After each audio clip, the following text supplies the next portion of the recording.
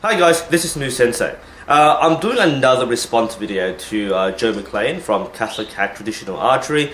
In one of his videos, he discussed the concept of three different kinds of draw. That's the high draw, where people start high and then pull back to the ankle point.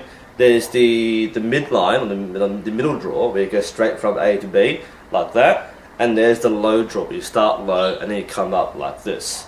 And he discussed the differences or why people do these three different methods, and he also references several traditional archers. He talks about Jimmy Blackman, he talks about Greg from 3D Archery, he mentions Grizzly Jim, and he kind of raised the question about why people shoot the way they do. I want to start by just talking about the concept of high, middle and low draws. The way that Joe conceptualizes this or explains it and demonstrates this are actually the same thing, just three ways. There's not that much difference between a high and a low draw, the way that Joe's explaining it. There are high draws and low draws, which I'll explain later, but the examples that have been discussed in the video are basically the same shot process. The main idea that you have to keep in mind is that there can't be that much difference. If the target's that way, then I have to keep my bow on target. There's really no other way around it. I have to pull the string back, push forward, and that's my shot.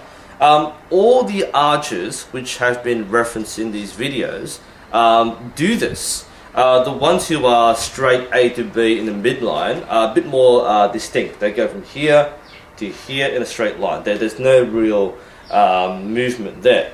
But the ones which have been mentioned as having a higher draw, they actually don't. What they do is they lift the bow up, but the shot continues as normal. So they start slightly higher, but the draw doesn't begin. They just lift the bow up and then bang in the middle, that's the shot.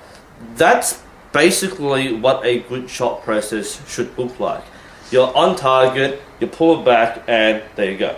That's a clean line. And the reason why this is needed is because a good archer who wants a good, clean, powerful shot needs to activate back tension. And the only way you can do that is to make sure you have your shoulders in line, you pull it back, you squeeze your muscles together, and then you release. That's the idea of having the right line in the shot.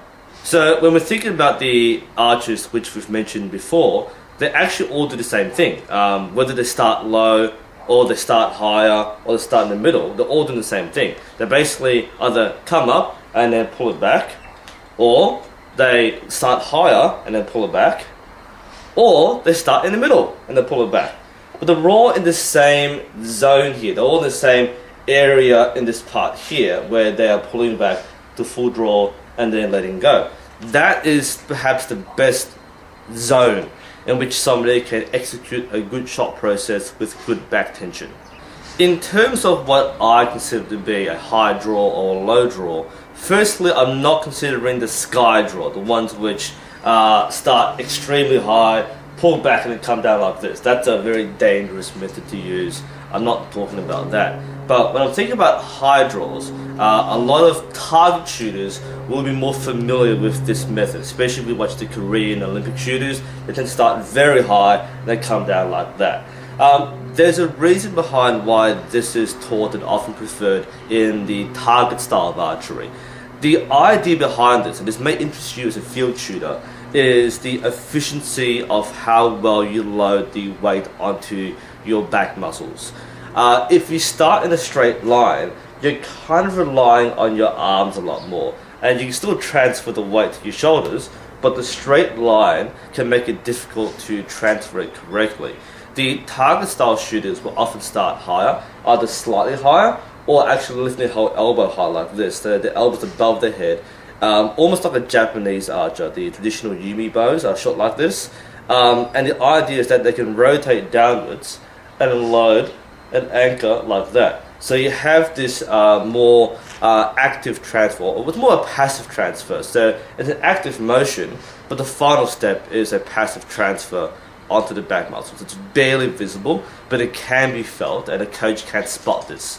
So that's why a lot of these sports style shooters will go a little higher. And because our bodies are built the way they are, if we start above the center line, we naturally come down to an anchor point and we reach our correct tension line. So whether you start dead in the middle or slightly above and then go to your anchor point, that is naturally what our bodies are good at doing. So this kind of motion, or even kind of more center line, that works effectively in a shot process.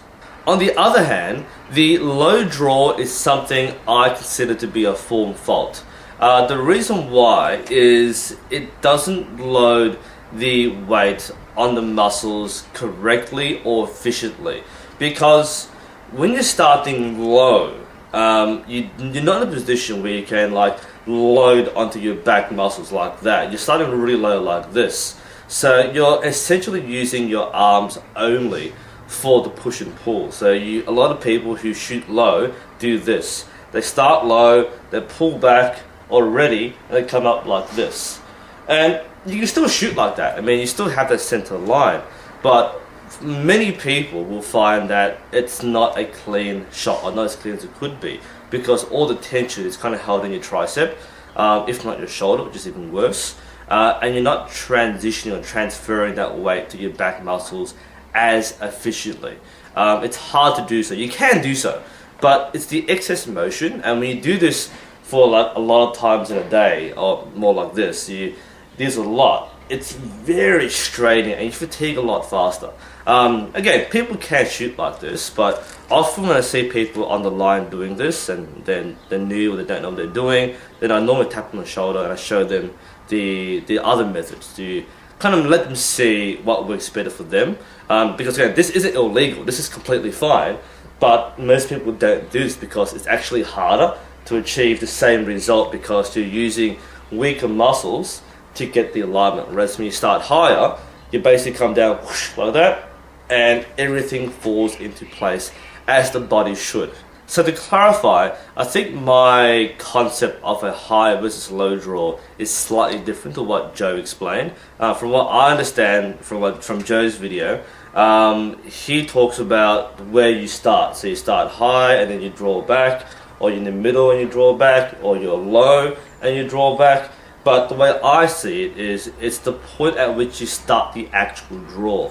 So if you're up high, you start drawing here and you come middle. And then if you're low, you start drawing down here and then you go up. That to me is a more clear distinction between the different kinds of draw. And as I said, I think the high and the middle draws are natural. They fit more into what most people will do, and it's the most efficient use of your muscles. I think the low draw is the least efficient of the three.